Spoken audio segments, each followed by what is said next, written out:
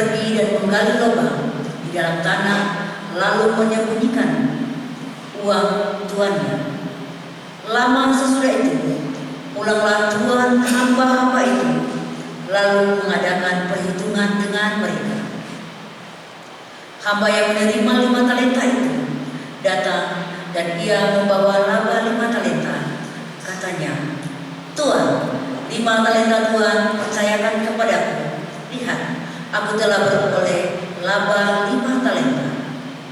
Maka kata tuannya itu kepadanya, "Baik sekali perbuatan itu, hai hambaku yang baik dan setia. Engkau telah setia dalam perkara kecil. Aku akan memberikan kepadamu tanggung jawab dalam perkara yang besar. Masuklah dan turutlah dalam kebahagiaan Tuhanmu." Lalu datanglah hamba yang menerima 2 talenta itu. Katanya, "Tuan, 2 talenta Tuhan percayakan kepadaku. Lihat, aku telah beroleh laba 2 talenta." Maka kata tuannya itu kepadanya, "Baik sekali perbuatanmu, hai hambaku yang baik dan setia. Engkau telah setia memikul tanggung jawab dalam perkara yang kecil.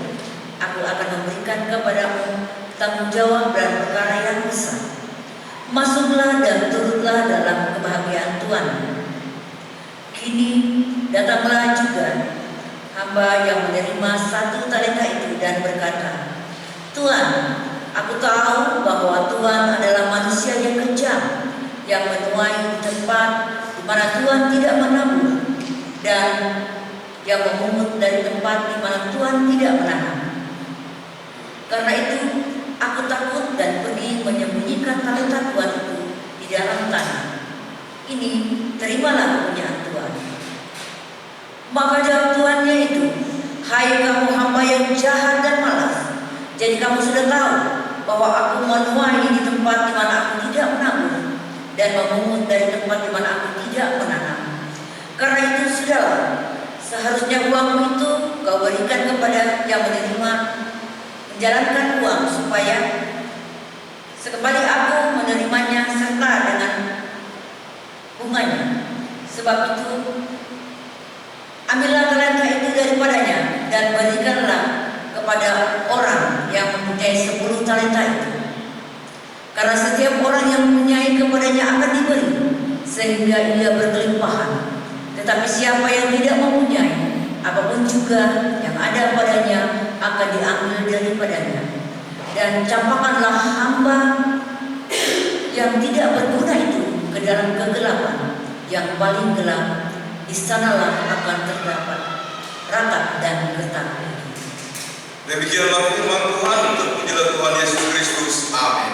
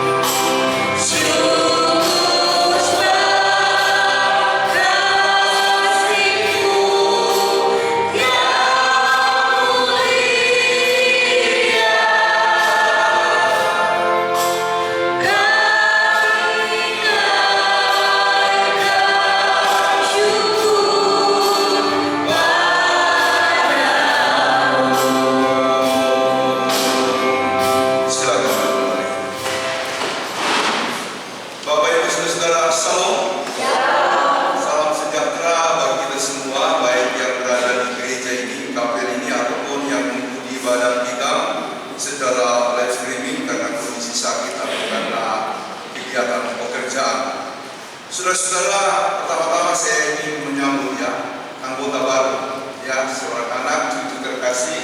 Ini ibadah dia yang pertama, anak atau cucu yang bernama Ensio Benedict Toli. Kita beri aplaus. Boleh berdiri, Pak Ibu Komang.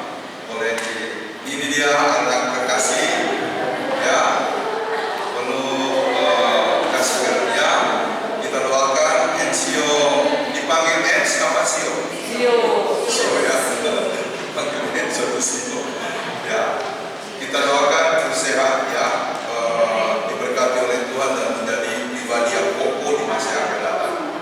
Doa saya kepada anak-anak kita selalu adalah supaya di masa yang akan datang mereka menjadi orang yang berguna.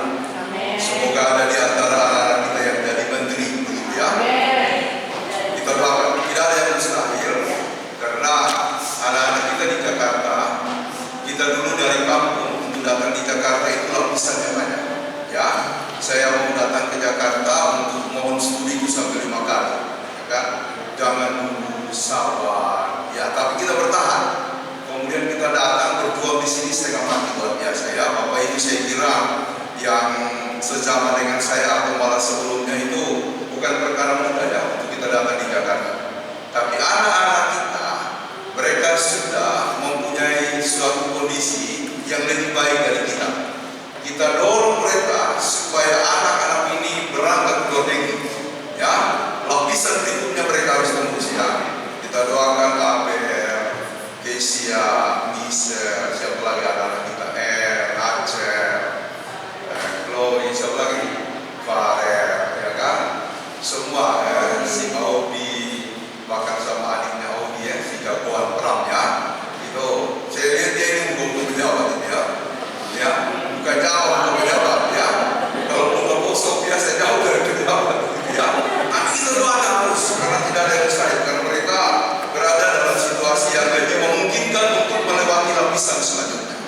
Jadi sekali lagi selamat datang anak terkasih, cucu terkasih Ensio Benedict Toli.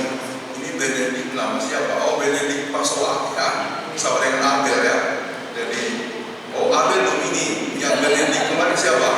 Oh, cucunya Ibu Sin Hetaria Monabo. Oh, ada apa kurang-kurang nanti dia ya.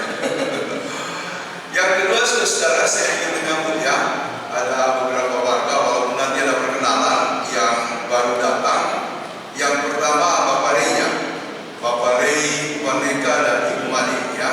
Ini kakak adik dari Bapak Penangguhan Nurdi Waneka dan Ipan. Silakan kalau seperti ini nanti akan di sini ya. Datang dengan anaknya Liki. Kemudian ada juga yang baru, ada Ibu Pendeta muda dan cantik ya. Ibu Pendeta Putu Tumimomo ya. Jadi beliau ini dulu melayani di GKSD Lembong Tunara, ada di Jakarta. Dalam rangka apa nanti dia ceritakan. Saya lihat ada juga yang baru ya di pojok sebelah belakang sebelah kanan saya, nanti memperkenalkan diri. Yang ketiga, saudara, selamat kepada tim kerja, selamat ya Bapak dan teman-teman ya. Ini hal baru bagi kita ya, untuk kita diberi pengarahan oleh Opa Maleku, Opanya El, Bapak Haryono Toli, tentang apa-apa saja yang dilakukan di GKSD. Salah satu unsur yang penting itu sebelum rapat jemaat ialah penyusunan anggaran, dan itu rupanya ada panitia. Nah, kita bentuk ini masa kerjanya sampai pada rapat jemaat, tapi sebenarnya menurut Opa itu sepanjang periode kemajelisan, jadi 5 tahun dia akan bekerja. Mudah-mudahan the next time, tahun depan kita akan buat seperti itu. Tapi untuk yang sekarang biarlah dulu mereka bekerja sampai pada rapat majelis menyusun, kemudian membantu kita merapikan, dan nanti akan dibawa ke rapat klasis Momono Utara yang akan berlangsung di Buyung Mondoli Poso, itu tanggal 27 Juni.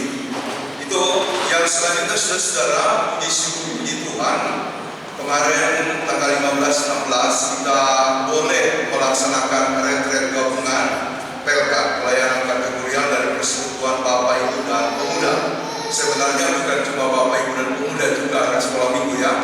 Nah, tahun depan kalau kita laksanakan lagi, saya berharap kita laksanakan lagi, karena ini menarik ya, menurut saya bagus sekali ya, kita dapat suasananya, kemudian tujuannya menurut saya, bagi saya yang ikut dan mengalaminya, dapat semuanya. Jadi gereja salah satu yang menentukan adalah, kalau kita berbicara mengenai church growth ya, pertumbuhan gereja, yang sangat-sangat penting adalah bukan pendetanya. Karena sudah ada survei, saya sudah pernah paparkan. Survei itu membuktikan bahwa faktor pendetanya cuma 10%.